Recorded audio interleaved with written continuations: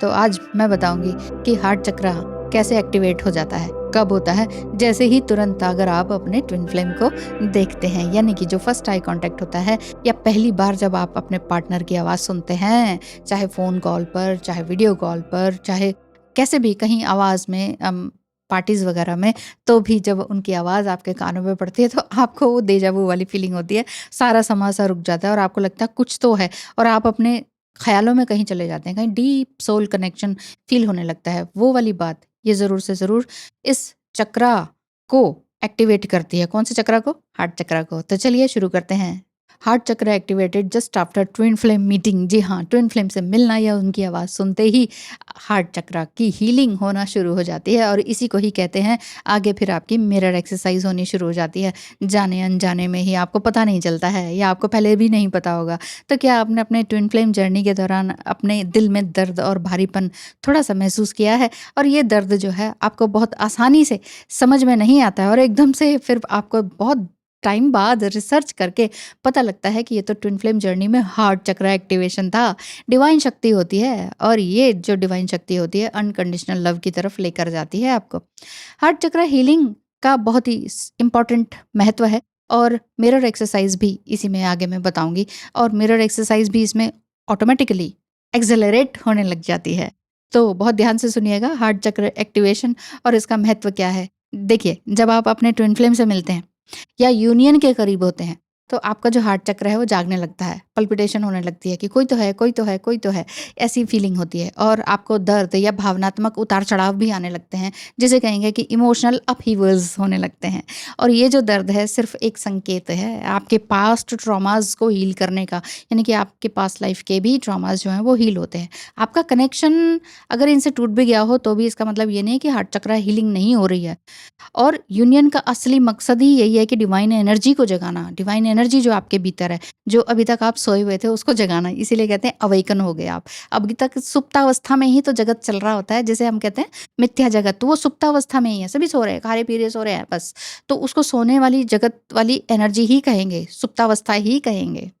बहुत से लोग ये सोचते हैं कि ट्विन फ्लेम जर्नी बहुत ही दर्दनाक है, बहुत पेनफुल है, लेकिन सच ये है कि ये जर्नी आपको डिवाइन पर्पस और स्पिरिचुअल ट्रांसफॉर्मेशन की ओर लेकर जाती है कि नहीं?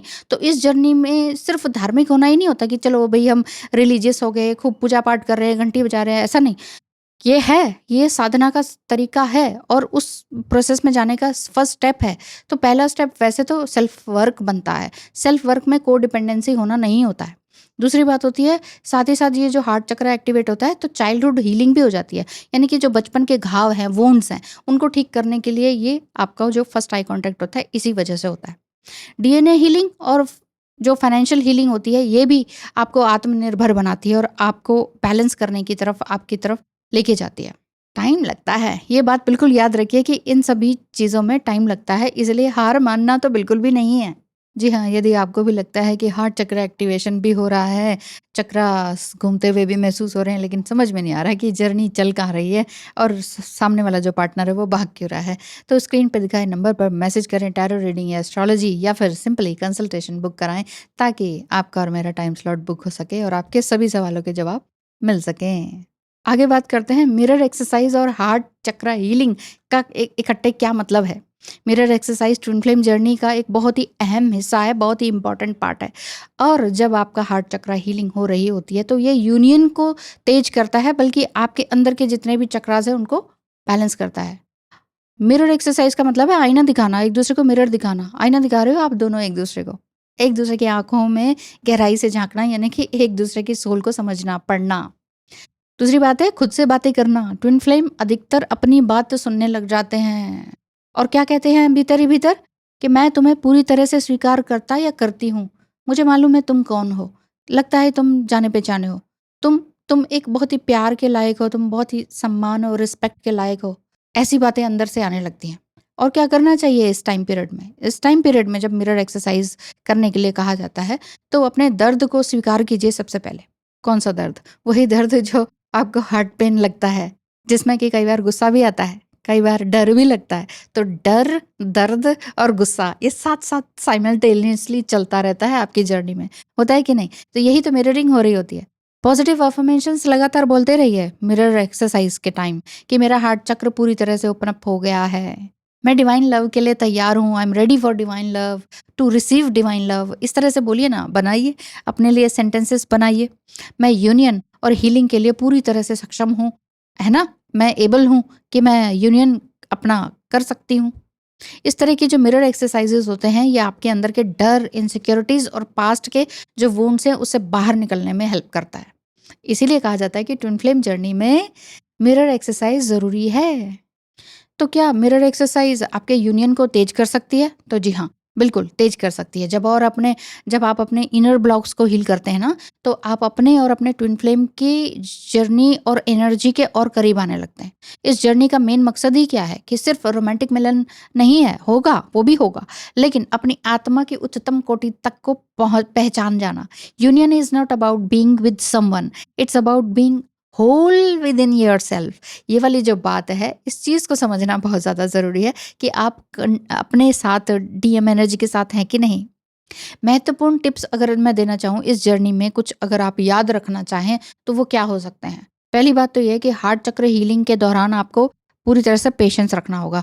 पेशेंस नहीं होता है, इस वजह से हम कहते हैं ये कब होगा, वो कब होगा, ये कब होगा, है ना। इसी तरह से अब दूसरी बात है कि को डिपेंडेंसी को पहचानना। पहले हम अवेयर तो हो जाएं कि हम रियली किसी और पर को डिपेंडेंट हैं कि नहीं। अवेयर हो जाएं, फिर उसके बाद अपना अनकंडीशनल लव पर आगे बढ़ें, क्योंकि तीसरा पॉइंट ही अनकंडीशनल लव का है। और चौथी बात कि हर समय ग्रैटिट्यूड में रहें और हर दिन ग्रैटिट्यूड की प्रैक्टिस करें, चाहे लिख कर करें, चाहे बोल कर करें, धन्यवाद करें और इवन लोगों को देना भी शुरू करें। पांचवी बात यही है कि डिवाइन एनर्जी के लिए प्रार्थना करते रहें। Pray pray and pray. भागे मत किसी चीज़ के पीछे। याद रखें, ट्विन फ्लेम जर्नी आपको सिर्फ आपके पार्टनर से ही नहीं बल्कि आपकी आत्मा से जोड़ती है, यूनियन की तरफ लेके जाती है ये जर्नी। यूनियन पहले आपका अपने आप से, लास्ट में होता है 3D यूनियन।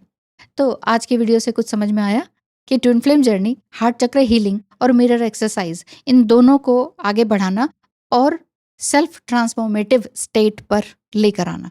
अगर आपको ये जानकारी उपयोगी लगी हो तो इस वीडियो को लाइक कीजिए और शेयर कीजिए। यानी कि आपको समझ में आ रहा होगा कि ये जर्नी क्या है, कैसे मिरर एक्सरसाइज वगैरह करना है और किस तरह से अपने लिए क्या क्या बनाना है, अफर्मेशंस वगैरह रेडी करनी है।